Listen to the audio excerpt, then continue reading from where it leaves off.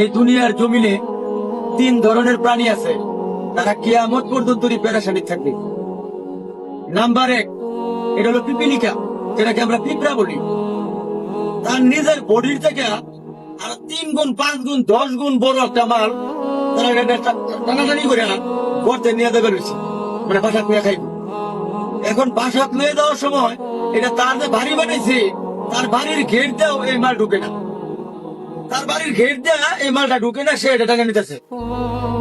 এই পিপিলিকা কিয়ামত পর্যন্ত রিজিকের পেরেশানি করবে। নাম্বার 2, ইঁদুর।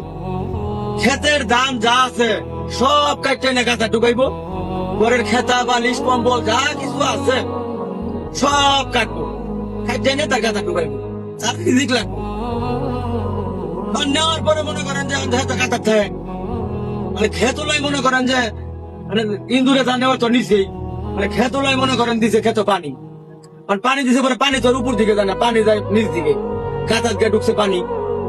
এক একটা ইঁদুরের কিন্তু ভাই 10টা 12টা 15টা করে বাচ্চা হয়। গাছা দিয়ে পানি ঢুকছে, যান বাঁচানি খরচ, কে এর বাচ্চা কাচ্চা, কে এর সংসার, আর কে এর বললো মালামাল সব ধান চাল তুইয়া পানি পুনি খাইয়া মনে করেন গাতার মুখটা বাই করে আগ করে দোয়া বাঁচতে হইব, মালামাল সব রয়ে গেছে, পানি নষ্ট হয়ে গেছে। এই ইঁদুর কিয়ামত পর্যন্ত রিজিকের পেরেশানি করবো, খাইতো না 1 কেজি লয়ে যাবো 6 মণ। এটা হলো ইঁদুরের অভ্যাস। নাম্বার 3, কিয়ামত পর্যন্ত পেরেশানি থাকবো, এটা হলো মানুষ। যার 10টা বাড়ি আছে তার আরো 10টা লাগবে, 10টা ফ্যাক্টরি আছে আরো 10টা লাগবে। দেখেন বাংলাদেশে যার ক্ষমতা আছে আরো ক্ষমতা লাগবে, যার মনে করেন বাড়ি গাড়ি আছে তার আরো লাগবে।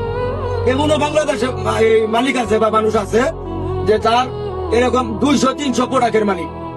এই যে আমরা যে দোকান থেকে প্রোডাক্ট গুলা কিনি, এরকম 200-300 প্রোডাক্টের মালিক জিজ্ঞাসা করে তারা আরো লাগবে।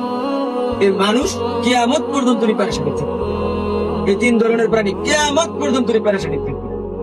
তাই আমরা সকলকে বলতেছি, এই দুনিয়ার পেরেশানি কেউ করবেন না।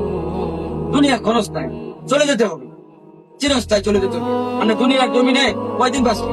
ধরেন 90 বছর, ধরেন আল্লাহ চাইতো 90 বছর।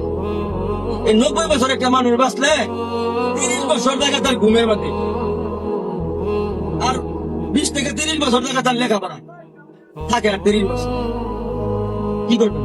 এই 20-30 বছর জিন্দিগির লাগি, আখিরাতের লাগি, যেখানে শুরু আছে শেষ নেই। ওখানে যদি একবার যদি জাহান্নাম দাহ্য হয়ে যাও তাহলে আজীবন, আর যদি জান্নাত দাহ্য হয়ে যাও আজীবন। আখিরাতের জন্য করেন, দুনিয়ার পেরেশানি কেউ করেন না ভাই।